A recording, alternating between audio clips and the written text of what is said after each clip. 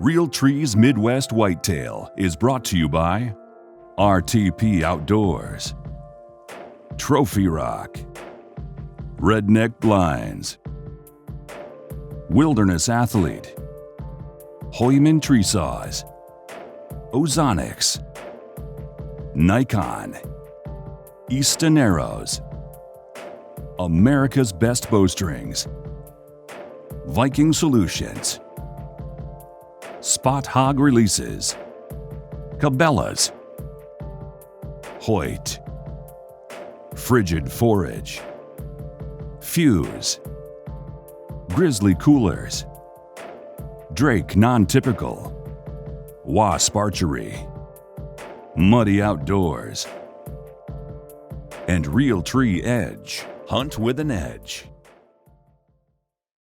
Today is March 12th, and my mission today, should I choose to accept it, is to try to find the antlers off the really nice 3-year-old buck that we had on the farm last year. This buck, unfortunately, is going to be really tough to find. He had a giant home range. I know I had him on at least 4 different cameras, if not 5. I don't even know really where to start looking for him. I'm picking the spot where I had the most pictures of this deer, and we filmed him back in here in late October.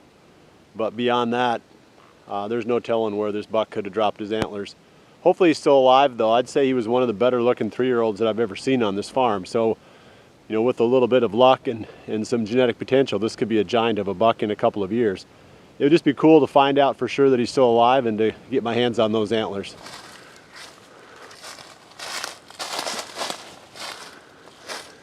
One of the things that comes out of these walks is a better idea of what the needs are on this farm, especially from a habitat improvement standpoint. I think I made a bunch of work for myself by coming out here today. There's a spot that I did some timber stand improvement, very aggressive timber stand improvement, on back in maybe 2005 or so, 2006, so it's probably about 12 years ago. It's all growing back up again, but it's just little small ironwood trees. And those are pretty much worthless from the standpoint of deer management. They really don't do anything. In fact, I'm not sure they do anything from a forestry standpoint either.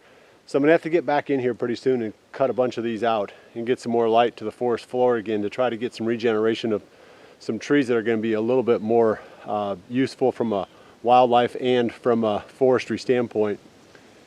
It won't be easy though, because now you got a whole bunch of these little trees that are about the size of your ankle, size of your wrist. A lot of chainsaw work is going to be involved here over the next couple of years. Right over my left shoulder is the stand where I shot the wide 10 out of back in early November this past season. And I want to talk about this little food plot really quick and why I set up in that spot. Based on the trail camera pictures and a lot of history with hunting this area, I pretty much figured that the wide 10 was coming from the opposite side. So he was coming out straight across from the tree stand on this little small food plot. And the temptation is always to set up where the deer come out of the timber into the feeding areas. I like to set up on the opposite side of the feeding area from where they come out of the timber. That way I've got a safe wind.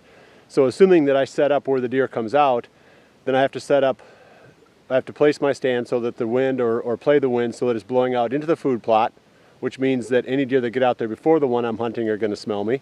Or I've got to hunt it on a crosswind, and that assumes that there's only one trail. And there rarely is only one trail. A lot of times there's multiple trails coming out, there's just one main one.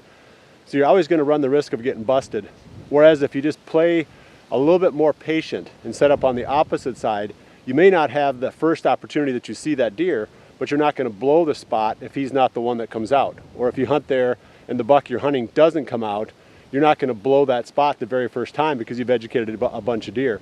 Plus, it usually makes it easier to sneak in and out, especially sneak out at the end of legal shooting time, because you can go out the back door. You don't have to go out, back through the area where the deer are bedded or right through the food plot. So keep that in mind. The takeaway on that hunt, the takeaway on that hunt and a lot of others in spots like this for me is you hunt the opposite side of the small feeding area from where the deer come out.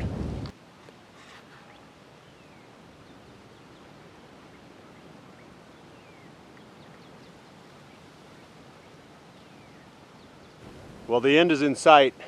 I walked for about 2 to 2.5 hours, maybe 5 or 6 miles. I did not find a single antler, but at least these walks are getting me into shape.